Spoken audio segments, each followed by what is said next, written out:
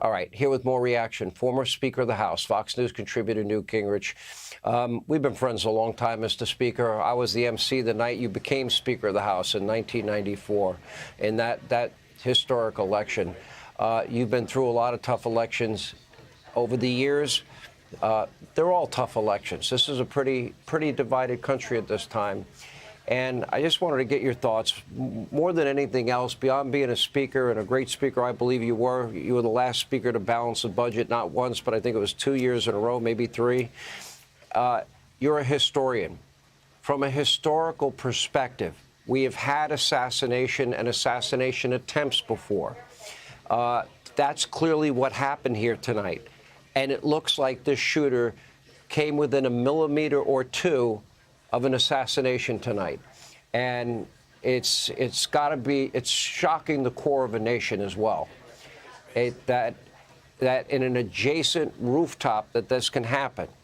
What's your overall view and your overall initial thoughts? Well, first of all, I'm glad that we had a little bit of time. I was very emotional earlier. I'm not sure I could have done television because I've known Trump for about 30 years. So I'm watching a personal friend get shot in front of me. I mean, it was a very intimate moment for millions of Americans. And it was a providential moment. If he had turned to look at that big screen, and when he was turned, the bullet would have hit him here. When he turned back, it hit him here. That's how close he came to being killed. And I think we need to understand that this was providential, and he reacted appropriately. But I also will tell you, he has been vilified by Joe Biden and the Democrats and the left wing more than any president since Abraham Lincoln. And this was a political act. It was a deliberate act. And as you know, because we've talked about it off air, I've said for 4 months that when all the legal baloney fails and when they begin to realize he is going to win, that violence is the next thing because they're that desperate. And I think we need to understand. People in this country have got to decide, are we going to be Americans and talk with each other as Americans, or are we going to become two bitterly divided factions? And right now, if you read what Joe Biden said last night, he's clearly in the bitterly divided side. If he has to totally split this country in order to try to retain office, he'll, at least through last night, he'll say anything no matter the consequences. This is a very, very dangerous moment.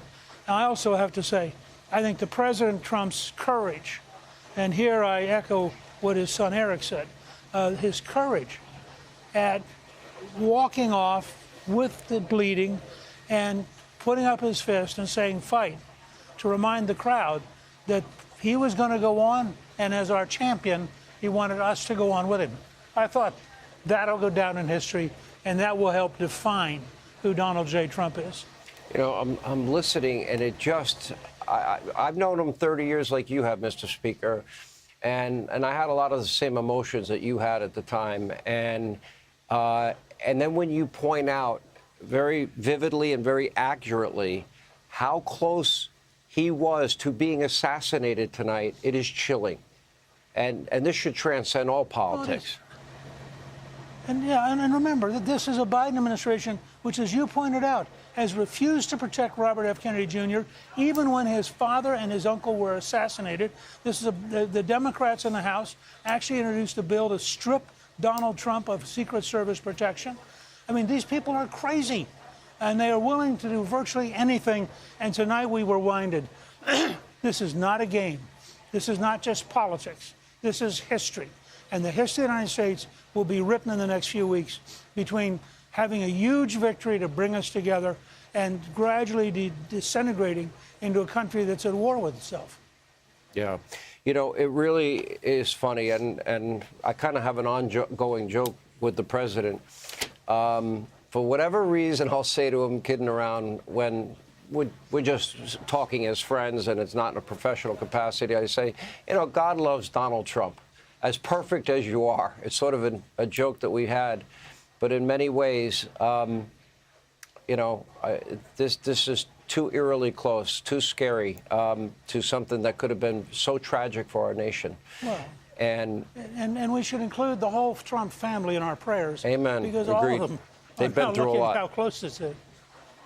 Yeah, very well said. Mr. Speaker, appreciate you as always. Thank you, sir, for being with us. Hey, Sean Hannity here. Hey, click here to subscribe to Fox News YouTube page and catch our hottest interviews and most compelling analysis. You will not get it anywhere else.